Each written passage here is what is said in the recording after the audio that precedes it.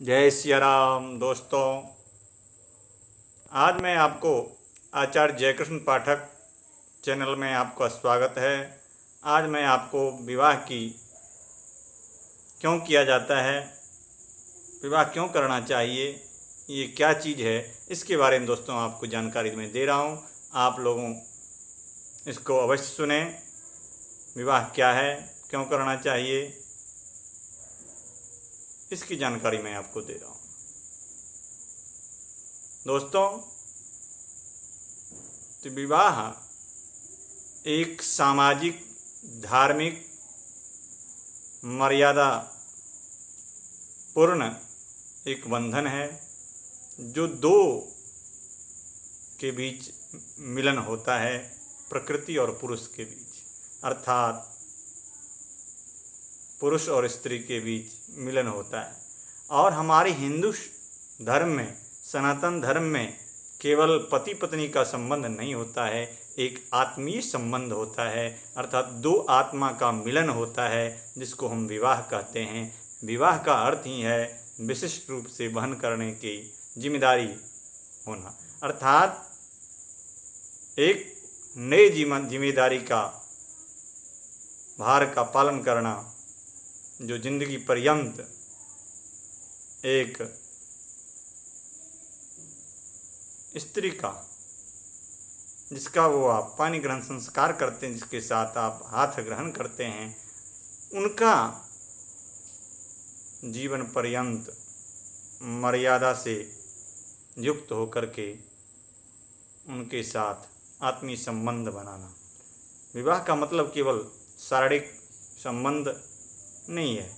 हमारे सनातन धर्म में विवाह का मतलब है आत्मीय संबंध।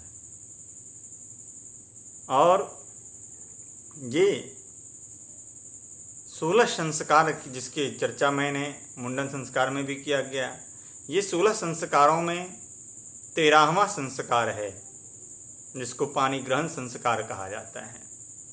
तो दोस्तों, ये पानी ग्रहण संस्कार है जो अग्नि की साक्ष्य मानकर, ध्रुव तारा को साक्ष्य मानकर 7 फेरे लगाया जाता है, फिर सिंदूरदान इत्यादि कराया जाता है, जिसको हम एक संस्कार में भी वो विशिष्ट संस्कार ये है। इस संस्कार में आने के बाद व्यक्ति अपनी जिम्मेदारियों को समझता है, वो उनकी जिम्मेदारी क्या है। क्योंकि सभी 4 आश्रम हैं, चारों आश्रमों में सबसे उत्तम आश्रम दोस्तों इसी को कहा गया है, क्योंकि ये गृहस्थाश्रम है। स्नातकोत्तर होने के बाद, अर्थात अध्ययन समाप्त करने के बाद इस संस्कार को किया जाता है। और विवाह करने के बाद ही व्यक्ति 3 ऋण से मुक्ति मिलती है। वो कौन कौन से ऋण हैं? क्योंकि वो जन्मजात जो है ऋण, जन्म से ही वो ऋण आ जाता है, वो है देव ऋण, ऋषि ऋण और पितृ ऋण। तो देव ऋण यज्ञादि आदि कर्म करके लोग देव ऋण से मुक्ति पाता है। ऋषि ऋण वेद आदि का अध्ययन करके ऋषि ऋण से वो व्यक्ति मुक्ति पाता है। लेकिन दोस्तों, पितृ ऋण जो है वो गृहस्थाश्रम में, अर्थात विवाह करने के बाद, पानी ग्रहण संस्कार करने के बाद ही, जब संतानोत्पत्ति करता है व्यक्ति, उसके बाद ही वो पितृ ऋण से मुक्ति पाता है। इसीलिए कहा भी गया है, धन्यो गृहस्थाश्रमः, अर्थात 4 आश्रमों में सबसे उत्तम आश्रम गृहस्थाश्रम है। इसमें श्लोक के माध्यम से धन्यो गृहस्थाश्रम तो अंतिम चरण है। जैसे सानंदम सदनम सुताश्च सुधया कांता प्रियालापनी इच्छा पूर्ति स्वयो खितिरति स्वाज्ञा परा सेवका आतिथ्यम प्रतिदिनम शिवपूजनम प्रतिदिनम मिष्टान्नपानम गृहे साधो संगमुपासते च सततम धन्यो गृहस्थाश्रमः। अर्थात दोस्तों, ये धन्य गृहस्थाश्रम है जिसमें अतिथि की सेवा करना, नित्यपदी शिव का पूजन करना, मिष्टान्न अर्थात सात्विक भोजन करना, सुंदर स्त्री की वाणी, सुंदर बोलने वाली स्त्री मिलती है, उत्तम सेवक का आनंद मिलता है, आज्ञाकारी पुत्र मिलता है, अर्थात सारी सुख सुविधाएं इसमें मिलती है। इसीलिए ये जो आश्रम है धन्य है गृहस्थाश्रम। इसीलिए दोस्तों विवाह एक उत्तम संस्कार है और यदि वैराग्य लेता है, संन्यास लेता है, तो यदि वो गृहस्थाश्रम में आने के विवाह के उपरांत यदि लेता है तो असली में सन्यासी वही कहलाता है।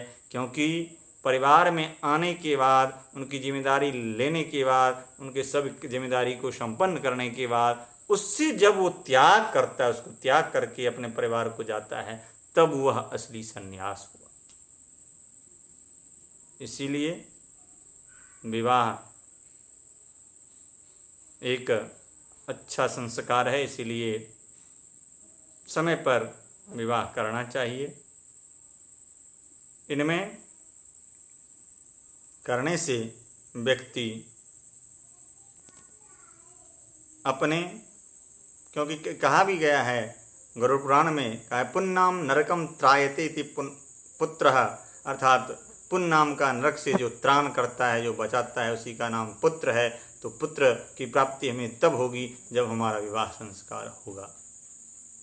इसीलिए विवाह हमें समय पर कर लेना चाहिए और विवाह करने के बाद अपनी जो गृहस्थाश्रम की जिम्मेदारी है वो भी मर्यादा से युक्त होकर के उस जिम्मेदारी का पालन करना चाहिए। तो दोस्तों आज मैं आपको 2022 की मई में अर्थात इस महीने में विवाह का कौन कौन से दिन मुहूर्त है वो मैं आपको वो भी जानकारी देता हूँ। 2-4 मुहूर्त तो निकल चुका है, क्योंकि मेरा वीडियो थोड़ा लेट से मैं किसी कारणवश डाल रहा हूँ। तो जो आज अभी वर्तमान में विद्यमान है वो मुहूर्त 9 को भी है, 9 तारीख को, 9/5 को, फिर है 11 को, फिर है 12 को, फिर है 13 को दोस्तों, फिर है 18 को, 20 को, 22 को, फिर 25, 26, 27 और 30 तारीख को ये विवाह का मुहूर्त है। बहुत उत्तम मुहूर्त है।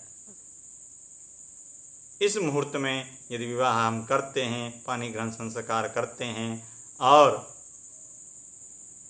पानी ग्रहण संस्कार करने के बाद अपनी धर्मपत्नी जो आत्मीय संबंध जिससे स्थापित होता है उसके साथ आपका बहुत सुंदर जीवन व्यतीत होगा। इससे अधिक जानकारी के लिए आप कमेंट बॉक्स में आप लिख सकते हैं और कोई ज़्यादा जानकारी लेना हो तो मुझसे आप पूछ सकते हैं। दोस्तों इसी के साथ मैं अपनी इस वीडियो को समाप्त करता हूँ। जय सिया राम, जय माता जी। आपसे आग्रह है आप इसका शेयर करें और सब्सक्राइब करें और इसको लाइक करें, जिससे आपकी हर मेरी वीडियो आपके पास पहुँचे और आपके ही आशीर्वाद से मेरा वीडियो भी आगे बढ़े। इसी कामना के साथ मैं आपसे आज्ञा ले रहा हूँ। जय सिया राम, जय सीताराम, जय माता जी।